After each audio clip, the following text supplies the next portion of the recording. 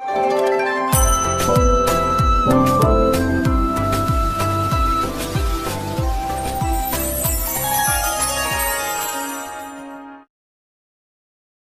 जगन्नाथ मु दिवाकर दास आपण मानक प्रणाम करुच्ची 3 मास हेब बकरी थिबा बृहस्पति एबे मार्गी होउचंती आ मार्गी चलन शुभ प्रभाव केउ राशि ऊपर पड़िबो आ केउ राशि आज माटी धरले भी सुना हेबो मार्च 11 तारिख जो राशि मानकर कथा कहबो निश्चिंत भाव में से राशि जो व्यक्ति रही निश्चिंत से भाग्यशाली आईजिबे निश्चिंत भाव में धन धान्य से निश्चिंत वृद्धि हो तो केउ राशि मानकर आज भाग्य खोलिला से कथा चलतु आलोचना करिया। प्रथम राशि हूँ कन्या राशि व्यक्ति विशेष मानक बहु शुभफल से प्राप्ति करेंगे आउ जितेबले से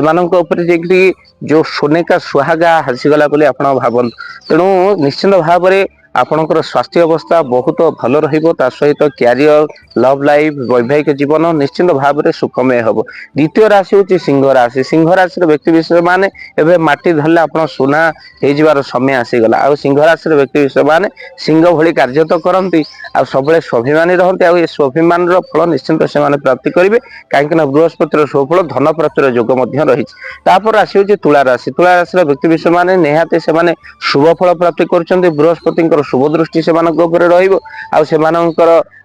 विद्यार्थी माने कृतकार्य होगा सहित लव लाइफ वैवाहिक जीवन सुखमय निश्चिंत भाव में क्यारियर सहित नुआ बिजनेस आप आरंभ करेंगे तुला राशि व्यक्ति विशेष मान।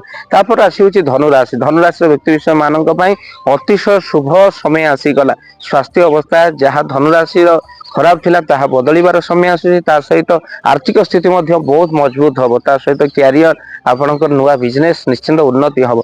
राशि हूँ कुंभ राशि शनि कबल आप आश्वस्ति होबार समय आसीगला आज आपण शनि कबल निश्चिंत आश्वस्ति कारण बृहस्पति शनि मित्रता थाए तो से आप निश्चिंत शुभ फल प्राप्ति करेंगे आई कुंभ राशि व्यक्ति विशेष मानकर कौन हो ना वैवाहिक जीवन सुखमय धन प्राप्तिर जोग रही। तेणु ये 5टी राशि व्यक्ति विशेष माने आपण माने बृहस्पति को स्मरण करूँ बृहस्पति विजय मंत्र जप करूँ निज राशि अनुसार रुद्राक्ष दान करूँ सहित आप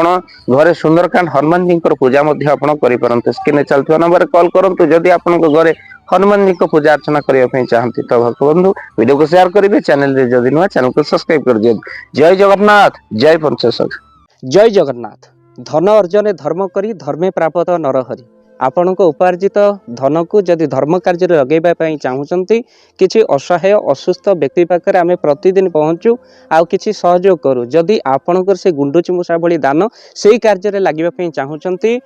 स्क्रीन रे चली ए नंबर रे एबे कॉल करंतु आमे दबु आपन को फोन पे नंबर आपनकर जेतिकी समर्थ रही सामर्थ्य अनुसार आपण प्रदान करेंगे आपणकर अर्थ राशि एबे आपण जानिक आनंदित हेबे।